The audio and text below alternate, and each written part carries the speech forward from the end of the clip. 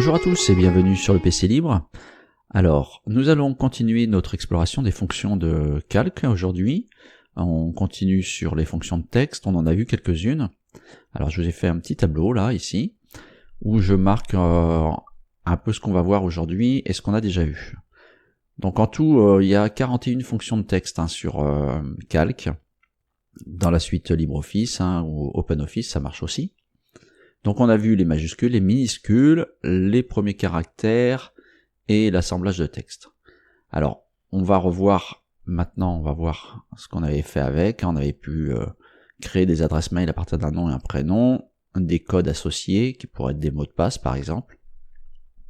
Et là je vais ouvrir une nouvelle feuille. J'insère donc une nouvelle feuille. On va mettre comme c'est, très bien. Voilà, dans la feuille 3, on va faire un nouveau tableau, on va faire de nouvelles choses. Alors on avait vu qu'on pouvait prendre la partie gauche d'un texte, on peut faire la même chose pour prendre la partie droite d'un texte.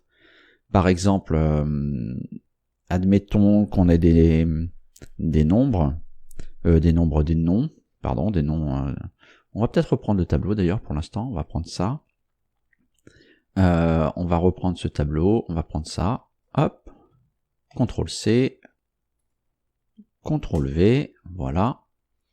Et on veut par exemple faire la même chose qu'on a fait ici, par exemple un code, on veut rajouter un code.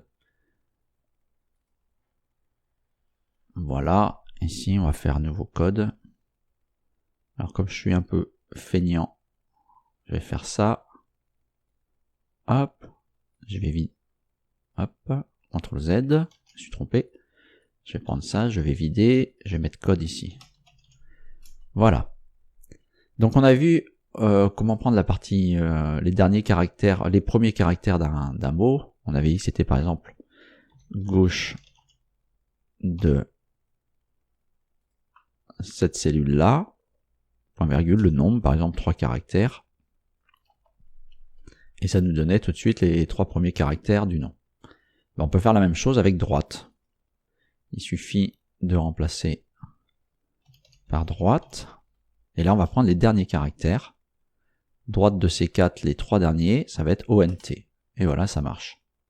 Donc, vous voyez, ça, c'est pas très compliqué. Donc ça, c'était une chose qu'on pouvait voir. On peut aussi, par exemple, faire en sorte que des noms soient directement mis en majuscules, minuscules, comme des noms propres. Si par exemple, on veut des noms propres, propre. On va le mettre exprès en minuscule. Dupont, Alain. Donc là, ça va être simple. On veut concaténer cette chaîne de noms pour que ça donne un nom propre, avec une majuscule à chaque nom. Donc on va déjà faire égal, concaténer, si j'arrive à l'écrire. Le premier, ça va être nom propre de Dupont. Point virgule, on va mettre un espace, donc on met entre guillemets l'espace, point virgule, nom propre de cette cellule-là. On ferme la parenthèse. D'ailleurs ici, il manque une parenthèse. Voilà, comme ça c'est bien entre parenthèses, ça aussi. Et on ferme la dernière. Voilà. Et on voit que ça nous marque tout de suite notre nom en majuscule, juste la première lettre en majuscule. C'est-à-dire qu'ici, si on met Martin avec un M minuscule et Jacques avec des minuscules, vous voyez, ça marche tout à fait. Donc c'est très simple, je rappelle la formule.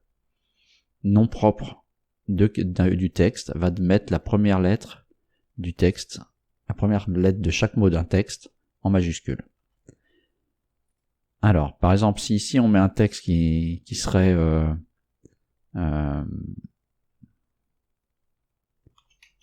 il est 5 heures, Paris s'éveille. Voilà, si je fais la même chose, que je dis égal nom propre de ce texte-là, je ferme, et vous voyez, il me met bien chaque premier mot avec une majuscule. Voilà, ça c'était pour nom propre. Ensuite, on a la possibilité de transformer un texte, des chiffres qui seraient notés comme un texte, par exemple, je sais pas, qu'est-ce qu'on pourrait mettre, on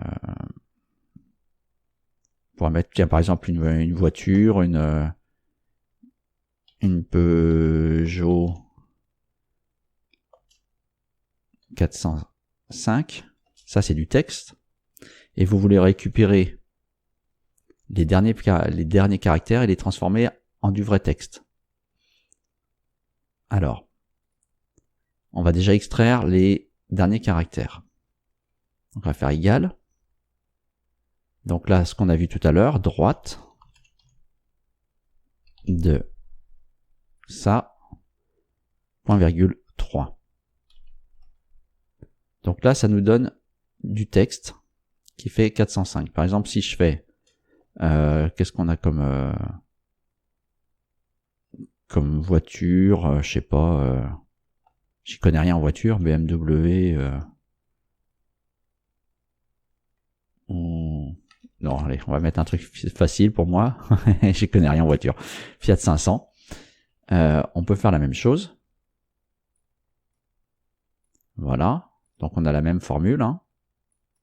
Droite du texte, on prend les derniers. Mais là, si je voulais faire une addition, c'est-à-dire c'est égal à ça plus ça, alors ça marche quand même parce qu'il fait quand même le calcul. Mais là, c'est du texte et là, c'est un nombre.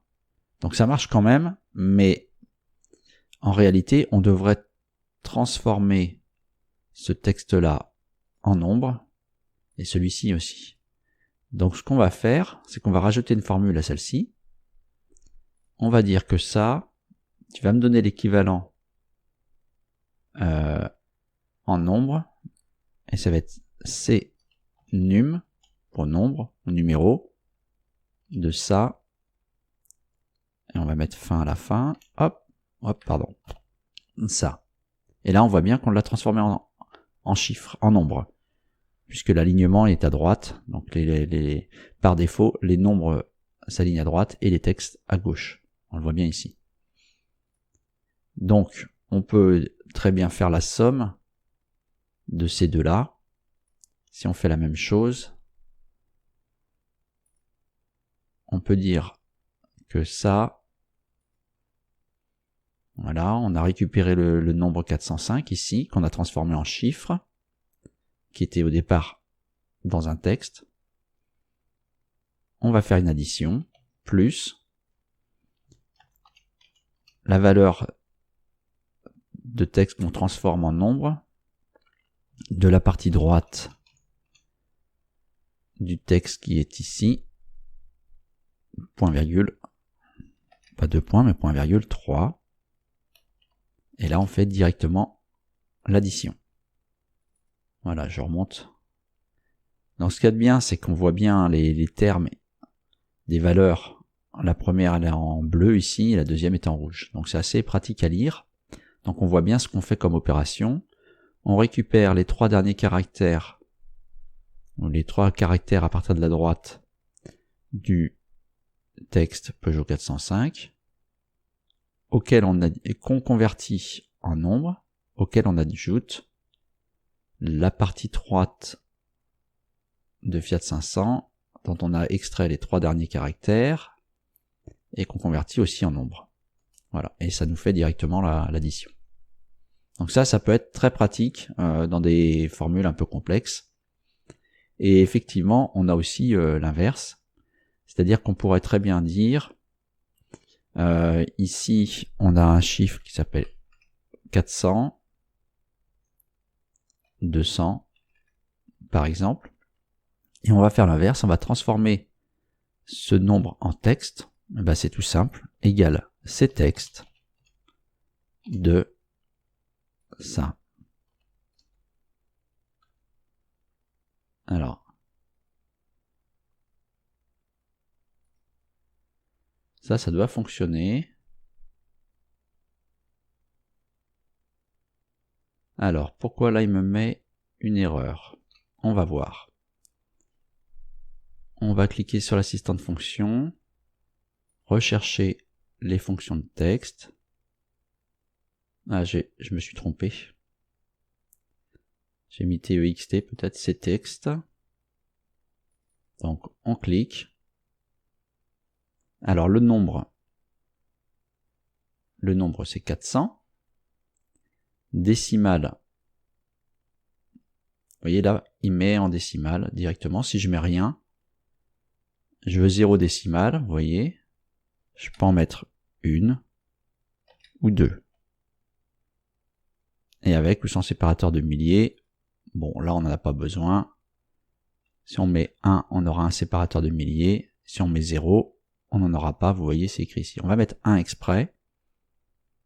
Et là ça fonctionne. Si je mets 3000, voilà, je mets un chiffre au hasard. Donc si on regarde notre formule, si je mets 0 ici, voilà. En mettant 0, j'ai mon séparateur de milliers. D'accord? Et comme ça vous permet de mettre en forme des textes ou des nombres, voilà, de façon à les avoir bien en format comme on le veut, là, format monétaire par exemple. Donc ça, c'est assez pratique. Donc c'est texte, c'est TXT. Donc il faut quand même pouvoir mettre effectivement le nombre de décimales. Si je mets 0 décimale, voilà. Si je mets séparateur de milliers, que je mets à 1, voilà, on l'a plus. Donc là, c'est bien du texte. Et là, c'est un nombre. On a bien un nombre qu'on a transformé en texte. Voilà. Ok, donc ça, c'était ce que je voulais vous montrer. Alors, qu'est-ce qu'il y avait d'autre? Ah oui, quelque chose qui peut être pratique. Par exemple, et ça, c'est possible de 0 à 3998, je crois. C'est transformer des chiffres arabes en chiffres romains et inversement. Si par exemple ici, si j'écris 2016, et ce nombre, je voudrais le transformer en chiffre romain, et ben je vais écrire ici égal romain de nombre, et voilà. Et vous avez directement la traduction en chiffre romain de ce que vous avez mis. Jour, mois, année. Voilà. Donc 01. Vous voyez là je suis en format date, c'est pas grave, 06 2016. Alors, ça on va lui remettre le format nombre, standard, ok. Donc 1er juin 2016. Là ça va être plus facile de transformer tout ça en chiffres romains. Donc ici on va le mettre en romain. Donc on sait que le chiffre romain de ça va être égal à romain, pardon, de ça. Voilà, là. Et on fait la même chose. Voilà, 1, 6, 2016. Si maintenant on veut que tout ça, ça soit sur une seule ligne, on va mettre le résultat ici. Le résultat, ce sera donc un texte. Donc là, on va tout regrouper. On va refaire égal concaténer. Qu'est-ce qu'on va concaténer? On va concaténer cette valeur-là, B4, point virgule, on va mettre un tiret entre guillemets, point virgule, ça, point virgule, on remet un tiret, point virgule, ça. Et on ferme notre parenthèse. Et là, on a notre date en chiffre romain. Et bien sûr, on peut faire l'inverse, c'est-à-dire qu'on peut passer du chiffre romain au chiffre arabe. Et bien là, c'est pas plus compliqué. Vous avez vos chiffres romains ici. Et bien, vous dites égal arabe de votre cellule. Et vous voyez que ça marche. Il n'y a plus qu'à glisser. Voilà. Et si on veut faire la même chose qu'ici, eh ben, c'est tout simple. On redescend et on a bien un 6/2016. Voilà, donc ça c'est un petit peu toutes les fonctions que je voulais vous montrer sur le texte. Donc on a bien vu les derniers caractères. Donc ça on l'a vu, on va choisir une couleur verte. On a vu les nombres qu'on a transformés en texte, et les textes qu'on a transformés en nombres. On a vu les noms propres. Et on a vu donc les chiffres romains et les chiffres arabes. Il nous reste deux fonctions qui sont intéressantes. STE. Alors donc là ici c'est pas ctexte avec un E mais comme ça, ce sera mieux. Maintenant avec S. Ça va permettre quoi? Eh bien admettons que vous ayez un texte et vous voulez extraire une partie de ce texte. Par exemple, toujours par rapport à nos noms, tout à l'heure on avait Martin. On veut extraire par exemple le A, le R et le T. Alors comment on va faire pour extraire juste ces trois lettres là? On va utiliser la fonction stxt. Donc on va cliquer sur fonction et on va voir comment ça marche. Fonction, texte, et là on va voir le stxt. Donc stxt, il renvoie une chaîne de caractères partielle d'un texte. Je fais un double clic. Donc il me demande le texte.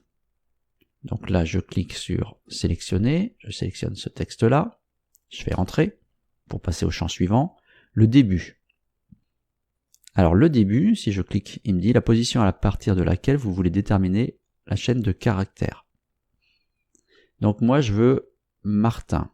Je veux dans Martin extraire ART. Donc c'est pas le premier, mais c'est à partir du deuxième caractère.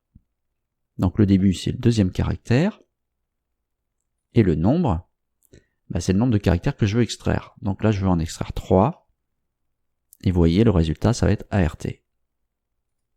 Donc, ok, ça fonctionne. Donc ça permet de pouvoir extraire un certain nombre de caractères à partir d'une chaîne. Ça peut être pratique.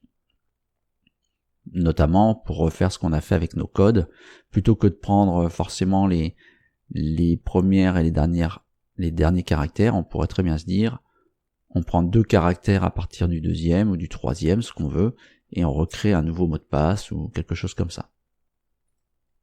Donc ça, c'est la fonction extraire des caractères d'un texte. Et la dernière qu'on va voir, c'est le nombre de caractères. Et ça peut être pratique. Alors,